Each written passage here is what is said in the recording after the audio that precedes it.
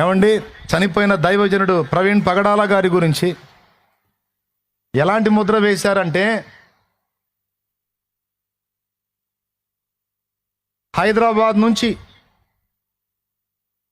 ఎక్కడ రాజమండ్రి సమీపం వచ్చేదాకా ఈ దారి పొడుగున మంచినీళ్ళు తాగాల, అన్నం నెల ఓన్లీ మందే తాగుతున్నాడు. అది కూడా ఏందనుకున్నావు? రమ్ము, జిన్ను, ఏమండి బడ్వైజర్ బీరు,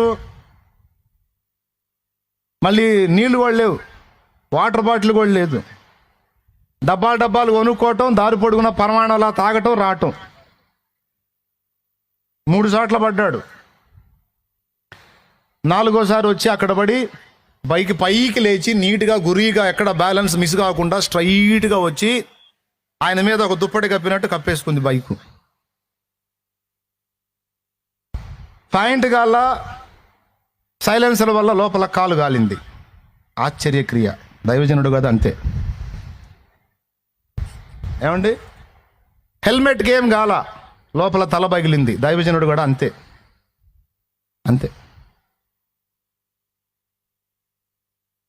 అర్థమైందా? బాడీలో ఎక్కడా దెబ్బ లేదు, ఓన్లీ పెదాలు మాత్రమే చీలాయి. దైవజనుడు కదా, స్పెషల్గా దెబ్బలు అంతే, అట్లుంటాయి. మందు తాగడు, మంచినీళ్ళు తాగడు, అన్నం తినడు, బోరికి మందు తాగుతానే వస్తాడు. దైవజనుడు కదా, నీళ్లతో అవసరం లేదు. ఎంత కరడు గట్టిన త్రాగుబోతుగా చిత్రీకరించారంటే,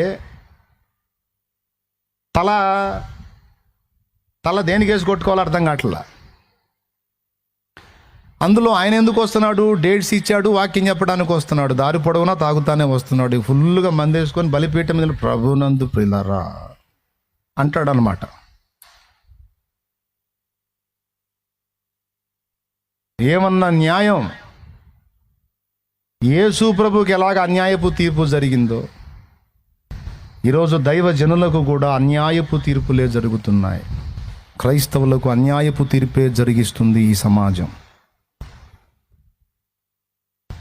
దేవుని బిడ్డలకు అన్యాయమే జరుగుతుందండి. ఎందుకంటే చెయ్యెత్తి దెబ్బ కొట్టరు, నోరెత్తి దూషించరు.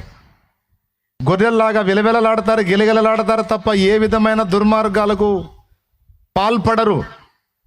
క్రైస్తవులు శాంతి కాముకులు కాబట్టి ఇలాంటి జడ్జిమెంట్లు, ఇలాంటి ఇన్వెస్టిగేషన్స్ జరుగుతున్నాయి.